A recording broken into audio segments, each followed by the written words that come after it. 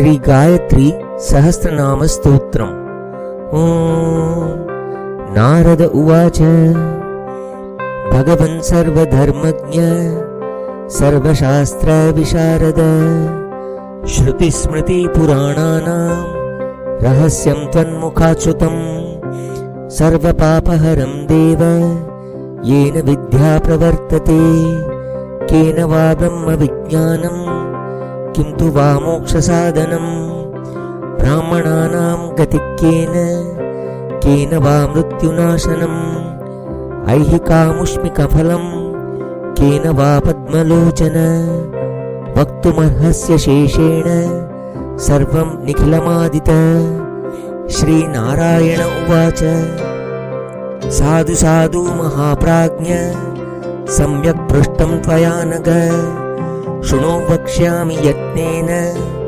गायत्र्यष्टसहस्रकम् नाम्नां शुभानां दिव्यानां सर्वपापविनाशनम् सृष्ट्यादौ यद्भगवता पूर्वं प्रोक्तं ब्रवीमि ते अष्टोत्तरसहस्रस्य ऋषिर्ब्रह्मा प्रकीर्तिता छन्दोनुष्टुप्तता देवी गायत्री देवता स्मृता हलो बीजानि तस्याश्च स्वराशक्तय ईरिता अङ्गन्यास करन्यासा उच्येते मातृकाक्षरैः अथ ध्यानं प्रवक्ष्यामि साधकानां हिताय वै रक्तश्वेतहिरण्यनीलधवलैर्युक्तां त्रिनेत्रोज्ज्वलां रक्तां रक्तनवस्त्रजं मणिगणैर्युक्तां कुमारीमिमां गायत्रीं कमलासनां करतलव्यानद्दकुण्डाम्बुजां पद्माक्षीं च वरस्त्रजं च ददतीं हंसादिरूढां भजे अचिन्त्यलक्षणा व्यक्ताप्यर्धमातृ महेश्वरी अमृतार्णवमध्यस्थाप्यजिता चापराजिता अणिमादिगुणाधाराप्यर्कमण्डलसंस्थिता अजराजापराधर्मा अक्षसूत्रधराधरा अकारादिक्षकारान्ताप्यरिषड्वर्गभेदिनी अञ्जनादिप्रतीकाशाप्यञ्जनाद्रीनिवासिनी अदितिश्चा विद्याप्यरविन्दनिवेक्षणा अन्तर्बहिस्थिता विद्या ध्वंसिनी चान्तरात्मिका अजाचाजमुखावासाप्यरविन्दनिभानना अर्धमात्रार्थदानज्ञाप्यरिमण्डलमर्दिनी असुरग्नो यमावास्याप्यलक्ष्मीज्ञन्त्यजार्चिता आदिलक्ष्मीश्चादिशक्तिराकृतिश्चायतानना आदित्यपदवीचाराप्यादित्यपरिसेविता आचार्यावर्तनाचाराप्यादिमूर्तिनिवासिनी आग्नेयी चामरीचाद्या चाराध्या चासनस्थिता आधारनिलयाधारा चाकाशान्तनिवासिनी आद्याक्षरसमायुक्ता चान्तराकाशरूपिणी आदित्यमण्डलगता चान्तरध्वान्तनाशिनी इन्दिराचेष्टदाचेष्टा चेन्दीवरनिभेक्षणा इरावती चेन्द्रपदा चेन्द्राणी चेन्दुरूपिणी इक्षुकोदण्डसंयुक्ता चेषुसन्धानकारिणी इन्द्रनीलसमाकारा चेडापिङ्गलरूपिणी इन्द्राक्षी चेश्वरी देवी चेहात्रयविवर्जिता उमाचोषा हुडुनिभा ऊर्वारुकफलानना उडुप्रभा चोडुमती हुडुपा हुडुमध्यगा ऊर्ध्वं चाप्यूर्ध्वकेशी चाप्यूर्ध्वाधोगतिवेदिनी ऊर्ध्वबाहुप्रिया चोर्मी माला वाग्ग्रन्थदायिनी ऋतं चार्षी ऋतुमती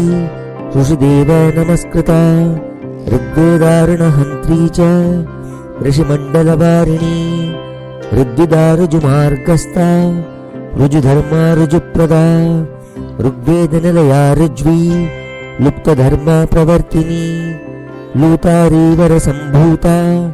लूतादिविषहारिणी एकाक्षरा चैकमात्रा चैका चैकैकनिष्ठिता ऐन्द्रिहैरावतारूढा चैहिकामुष्मिकप्रदा ओंकाराह्योषधीचोता चोतप्रोतनिवासिनी और्वाहौषधसम्पन्ना औपासनफलप्रदा अण्डमध्यस्थिता देवी चाकारमनुरूपिणी कात्यायनी कालरात्रि कामाक्षी कामसुन्दरी कमला कामिनी कान्ता कामदा कालकण्ठिनी करिकुम्भस्तनधरा करवीरसुवासिनी कल्याणी कुण्डलवती कुरुक्षेत्रनिवासिनी कुरुविन्ददलाकारा कुण्डली कुमुदालया कालजिह्वाकरालास्या कालिका कालरूपिणी कमनीय गुणाकान्ति कलाधारा कुमुद्वती कौशिकी कमलाकारा कामाचार प्रभञ्जिनी कौमारी करुणापाङ्गी ककुबन्ता करिप्रिया केसरी केशवनुता कदम्ब कुसुमप्रिया कालिन्दी कालिका काञ्ची कलशोद्भव संस्तुता काममाता क्रतुमती कामरूपा कृपावती कुमारी कुण्डनिलया किराती कीरवाहना कैकेयी कोकिलालापा केतकी कुसुमप्रिया कमण्डलुधरा काली कर्मनिर्मूलकारिणी कलहंसगती कक्षा कृतकौतुकमङ्गला कस्तूरी तिलकाकम्रा करीन्द्रगमनाकुः कर्पूरलेपना कृष्णा कपिला कुहराश्रया कूटस्था कुदरा कम्रा कुक्षस्थाखिलविश्शपा खड्गकेटकरा खर्वा खेचरी खगवाहना खट्वाङ्गदारिणी ख्याता खजराजोपरिस्थिता खलग्नी खण्डितजरा खण्डाख्यानप्रदायिनी खण्डेन्दुतिलका गङ्गा गणेश गुहपूजिता गायत्री गोमती गीता गान्धारी गानलोलुपा गौतमी गामिनी गाधा गन्धर्वाप्सरसेविता गोविन्दचरणाक्रान्ता गुणत्रय विभाविता गन्धर्वी गह्वरी गोत्रा गिरीशा गहना गमो गुहावासा गुणवती गुरुपापप्रणाशिनी गुर्वी गुणवती गुह्या गोप्तव्या गुणदायिनी गिरिजा गुह्य मातंगी गरुडध्वजवल्लभा गर्वापहारिणी गोदा गोकुलस्था गदाधरा गोकर्णनिलयासक्ता गुह्यमण्डलवर्तिनी घर्मदा घनदा घण्टा घोरदानवमर्दिनी घृणिमन्त्रमयी घोषा घनसम्पत्तिदायिनी घण्टारवप्रिया घ्राणा घृणिसन्तुष्टकारिणी घनारिमण्डला घूर्णा कृताची घनवेगिनी ज्ञानदातुमयी चर्चा चर्चिता चारुहासिनी चटुला चण्डिका चित्रा चित्रमाल्य विभूषिता चतुर्भुजा चारुदन्ता चातुरी चरितप्रदा चूलिका चित्रवंश्राता चन्द्रमकर्णकुण्डला चन्द्रहासा चारुदात्री चकोरी चन्द्रहासिनी चन्द्रिका चन्द्रधात्री च चौरी चौरा च चण्डिका चञ्चद्वाग्वादिनी चन्द्र चूडा चोरविनाशिनी चारुचन्दनलिप्ताङ्गी चञ्चच्चामरवीजिता चारुमद्या चारुगतिश्चन्द्रिका चन्द्ररूपिणी चारुहोमप्रिया चार्वा चरिता चक्रबाहुका चन्द्रमण्डलमध्यस्था चन्द्रमण्डलदर्पणा चक्रवाकस्तनीचेष्टा चित्रा चारुविलासिना चित्स्वरूपा चन्द्रवती चन्द्रमाश्चन्दनप्रिया चोदयित्री चिरप्रज्ञा चातका चारुहेतुकी छत्रयाता छत्रधरा छाया छन्दपरिच्छदा छायादेवी छिद्रनद्धा चन्नेन्द्रियविसर्पिणी छन्दोनुष्टुप्रतिष्ठान्ता चिद्रोपद्रवभेदिनी छेदा छत्रेश्वरी छन्ना छुरिका छेदनप्रिया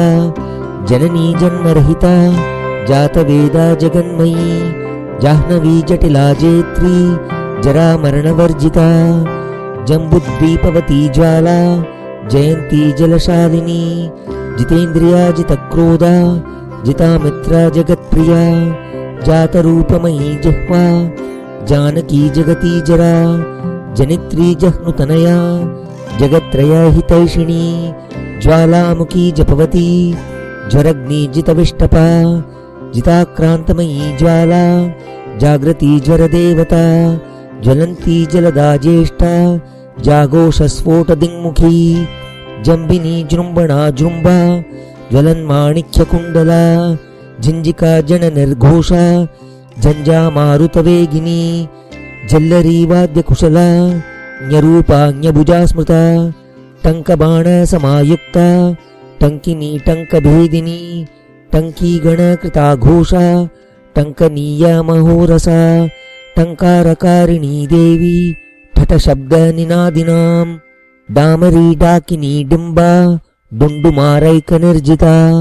डामरी तन्त्रमार्गस्था डमडूमरुनादिनी डिण्डीरवसहा डिम्ब लसत्क्रीडापरायणा डुण्डिविघ्नेशजननी डक्काहस्तडिलिव्रजा नित्यज्ञानानुरुपमा निर्गुणा नर्मदा नदी त्रिगुणा त्रिपदा तन्त्री तुलसी तरुणातरु त्रिविक्रमपदाक्रान्ता तुरीया पदगामिनी तरुणादित्यसङ्काशा तामसी तुहिनातुरा त्रिकालज्ञानसम्पन्ना त्रिबली च त्रिलोचना त्रिशक्तिस्त्रिपुरा तुङ्गा तुरङ्गा वदना तथा तिमिङ्गिलगिला तीव्रा तिस्रोता तामसादिनी तन्त्रमन्त्रविशेषज्ञा तनुमध्या त्रिविष्टपा त्रिसन्ध्या त्रिस्तनीतोषा संस्थातालप्रतापिनी ताटङ्किनी तुषाराभा तुहिनाचलवासिनी तन्तुजालसमायुक्ता तारहारावलिप्रिया तिलहोमप्रिया तीर्था तमालकुसुमाकृती तारका त्रियुता तन्वी त्रिशङ्कुपरिवारिता तलोदरी तिलाभूषा ताटङ्कप्रियवाहिनी त्रिजटा तित्तिरी तृष्णा त्रिविधा तरुणाकृती तप्तकाञ्चन सङ्काशा तप्तकाञ्चनभूषणा त्रय्यम्बका त्रिवर्गा च त्रिकालज्ञानदायिनी तर्पणा तृप्तिदा तृप्ता तामसी तुम्बुरुस्तुता तार्क्ष्यस्ता त्रिगुणाकारा त्रिभङ्गी तनुवल्लरी थात्कारी थारवाथान्ता दीहिनी दीनवत्सला दानवान्तकरी दुर्गा दुर्गासुरनिबर्हिणी देवरीतिर्देवरात्रिर्द्रौपदी दुन्दुभिस्वना देवयानी दुरावासा दारिद्र्योद्भेदिनी दिवा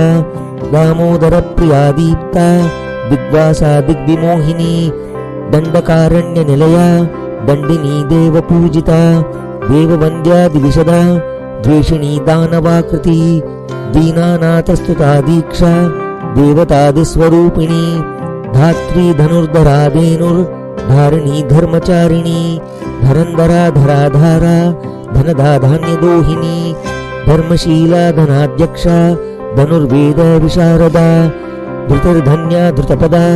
धर्मराजप्रिया दुवा धूमावती धूमकेशी धर्मशास्त्र प्रकाशिनी नंदा नंदप्रिया निद्रा द्वनुता नंदनात्मिका नर्मदा नलिनी नीला नीलकंठ समाश्रया नारायण प्रिया नित्या निर्मला निर्गुणा निधि निराधारा निरुपमा नित्यशुद्धा निरंजना नादबिंदुकलातीता नादबिंदुकलात्मिका नृसिंहिनी नगदरा नृपनाग विभूषिता नरकक्लेशशमनी नारायणपदोद्भवा निरवध्या निराकारा नारदप्रियकारिणी नानाज्योतिसमाख्याता निरिधा निर्मलात्मिका नवसूत्रधरा नीतिर्निरुपद्रवकारिणी नन्दजानवरत्नाढ्या नैमिषारण्यवासिनी नवनीतप्रिया नारी नीलजीमूतनिस्मना निमेषिणी नदीरूपा नीलग्रीवा निशीश्वरी नामावलिर्निशुम्भग्नि नागलोकनिवासिनी नवजाम्बूदनप्रख्या नागलोकादिदेवता नूपुराक्रान्तचरणा नरचित्तप्रमोदिनी निमग्ना रक्तनयना निर्गाता समनिस्मना नन्दनोद्याननिलया निर्व्यूहो परिचारिणी पार्वती परमोदारा परब्रह्मात्मिका परा पंचकोश विनिर्मुक्ता पंचपातकनाशिनी परिचित्त विधानज्ञा पंचिका पंचरूपिणी पूर्णिमा परमा प्रीति परतेजप्रकाशिनी पुराणी पौरुषी पुण्या पुण्डरीकनिभेक्षणा पातालतलनिर्मग्ना प्रीता प्रीतिविवर्धिनी पावनी पादसहिता पेशलापवनाशिनी प्रजापतिः परिश्रान्ता पर्वतस्तनमण्डला पद्मप्रिया पद्मसंस्था पद्माक्षी पद्मसंभवा पद्मपत्रा पद्मपदा पद्मिनी प्रियभाषिणी पशुपाशविनिर्मुक्ता पुरन्द्री पुरवासिनी पुष्कला पुरुषा पर्वा पारिजात सुमप्रिया पतिव्रता पवित्रांगी पुष्पहासपरायणा प्रजावती सुता पौत्री पुत्रपूज्या पयस्विनी पट्टिपाशधरा पंक्ति पितृलोकप्रदायिनी पुराणा पुण्यशीला च प्रणतार्ती विनाशिनी प्रद्युम्न जननी पुष्टा पितामह परिग्रहा पुंडरीक पुरावासा पुंडरीक समानना पृथुजंगा पृथुभुजा पृथुपादा पृथुदरी प्रवालशोभा पिंगाक्षी पीतवासा प्रचापला प्रसवा पुष्टिदा पुण्या प्रतिष्ठा प्रणवागती पंचवर्णा पंचवाणी पंचिका पंजरस्थिता परमाया परज्योति परप्रीति परागति पराकाष्ठा परेशानी पावनी पावकद्युति पुण्यभद्रा परिच्छेद्या पुष्पहासा पृथुदरी पीतांगी पीतवसना पीतशय्या पिशाचिनी पीतप्रिया पिशाचग्नि पाटलाक्षी पटुक्रिया पंचभक्षप्रियाचारा पूतना प्राणघातिनी पुन्नागावन मध्यस्था पुण्यतीर्थ निषेविता पंचांगी च पराशक्ति परमाह्लादकारिणी पुष्पकांडस्थिता पूषा पोषिता किल विष्टपा पानप्रिया पंचशिका पन्नगोपरिशायिनी पंचमात्रात्मिका पृथ्वी पतिका पृथुदोहिनी पुराणन्यायमीमांसा पाटली पुष्पगंधिनी पुण्यप्रजा पारधात्री परमार्गैकगोचरा प्रवालशोभा पूर्णाशा प्रणवा पल्लवोदरी फलिनी फलदा फल्गु फूत्कारी फलकाकृति फणीन्द्रभोगशयना फणिमण्डलमण्डिता बालबाला बहुमता बाला तपनिभांशुका बलभद्रप्रिया बन्द्या बडवा बुद्धिसंस्तुता बन्दी देवी बिलवती बडिशग्नि बलिप्रिया बान्धवी बोधिता बुद्धिर् बन्दूककुसुमप्रिया बालभानुप्रभाकारा ब्राह्मी ब्राह्मणदेवता बृहस्पतिस्तुता बृन्दा बृन्दावनविहारिणी बलाकिनी बिलाहारा बिलावासा बहुदका बहुनेत्रा बहुपदा बहुकर्णावतंसिका बहुबायुयुता बीज रूपिणी बहुरूपिणी बिन्दुनाद कलातीता बिन्दुनादस्वरूपिणी बद्धगोदाङ्गलुत्राणा बदर्याश्रमवासिनी बृन्दारका बृहत्स्कन्दा भवती बाणपातिनी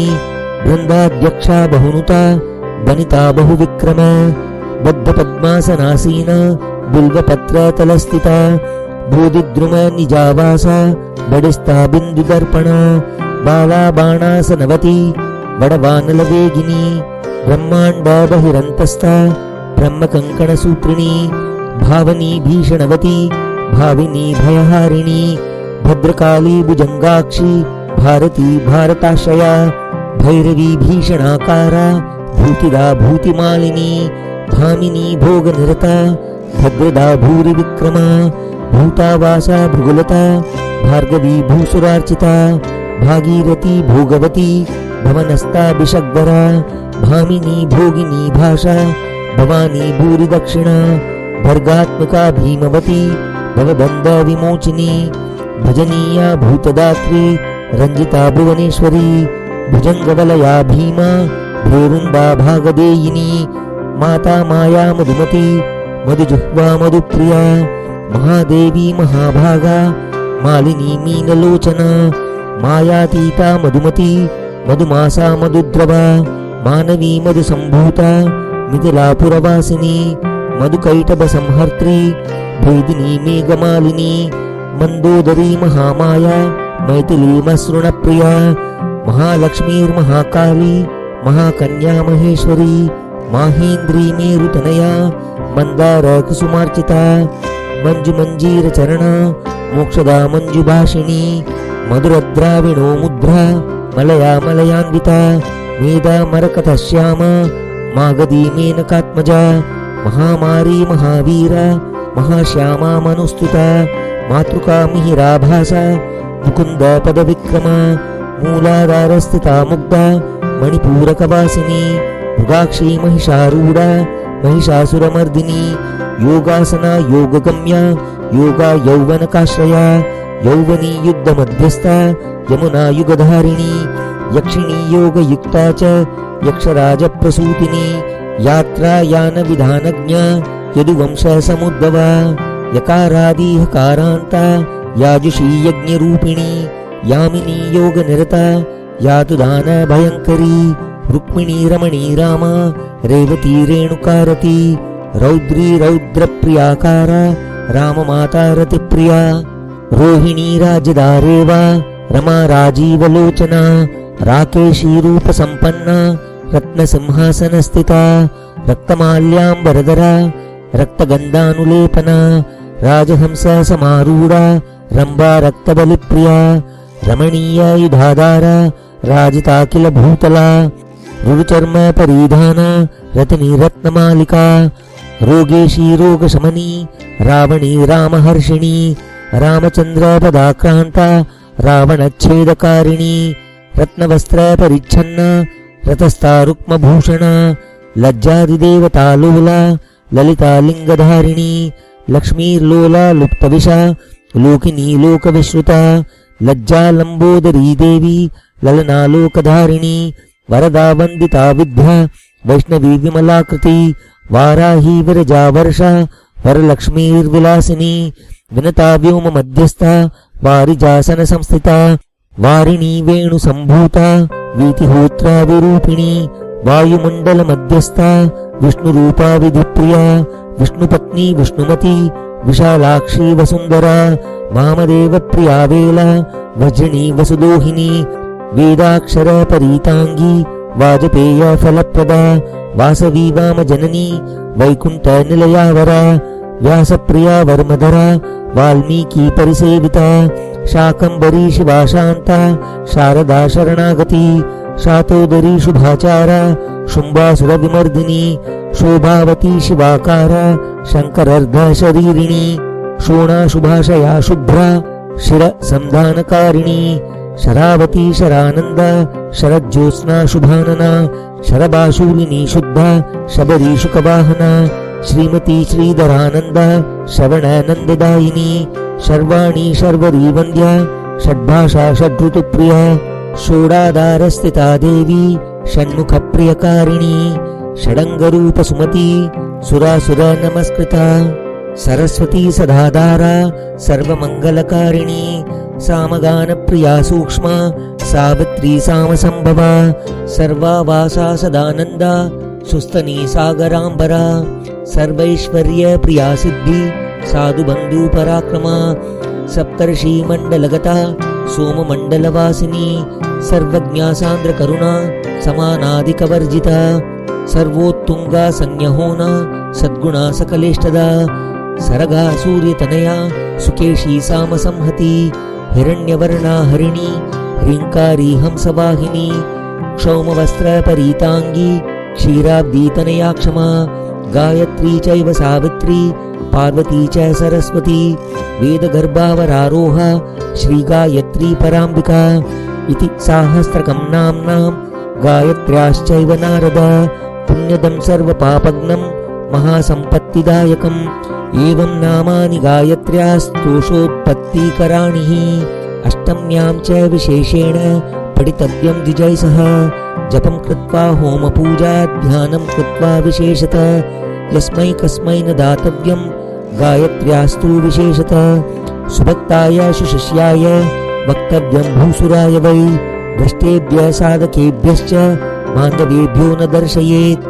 यद्गृहे लिखितं शास्त्रं भयं तस्य न कस्यचित् चञ्चलापि स्थिरा भूत्वा कमला तत्र तिष्ठति इदं रहस्यं परमं गुह्यात् गुह्यतरं महत् पुण्यप्रदं मनुष्याणां दरिद्राणां निधिप्रदं मोक्षप्रदं मुमुक्षूणां कामिनां सर्वकामदं रोगाद्वैमुच्यते रोगी बद्धो मुच्येत बन्धनात् ब्रह्महत्यासुरापान सुवर्णस्तेयिनो नर गुरुतल्पगतो वापि पातकान्मुच्येत बन्धनात् असत्प्रतिग्रहाच्चैव पक्षभक्षाद्विशेषत पाखण्डानुतमुख्येभ्य पठनादेव मुच्यते इदं रहस्यममलं मयोक्तं पद्मजोद्भव ब्रह्मसायुज्यद नृणां सत्यं सत्यं न संशय इति श्रीदेवी भागवते महापुराणे द्वादशस्कन्धे गायत्री सहस्रनामस्तोत्रकथनं नाम षष्ठोऽध्यायः।